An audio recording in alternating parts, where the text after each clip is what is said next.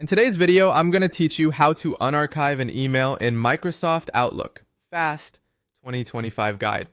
Let's get started by opening your web browser and heading to Outlook. If you're not already signed in, enter your account details to access your mailbox. Make sure you're in the Outlook web interface, which keeps everything consistent across devices. Once you're in, you'll land in the main dashboard. From here, switch to your email by selecting Mail. If you're already in the Mail view, you're good to go. Outlook can show slightly different layouts depending on your settings, but the navigation panel on the left is where you'll find your folders. Next, locate and open the Archive folder.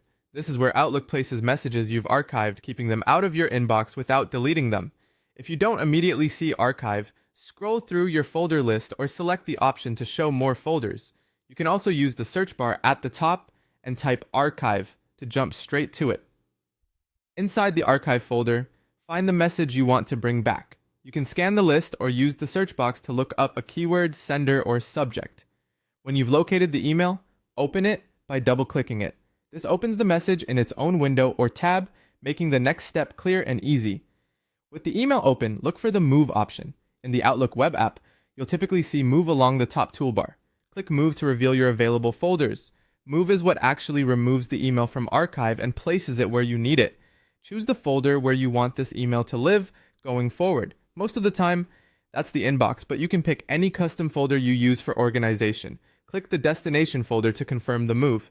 Outlook will immediately relocate the message. No extra confirmation needed. To verify everything worked, navigate to the folder you selected. Open that folder and you'll see the message sitting there, just like any other email.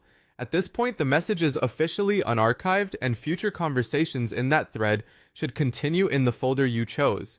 A few quick tips as you work. If the interface looks different, use the search bar and folder list to orient yourself.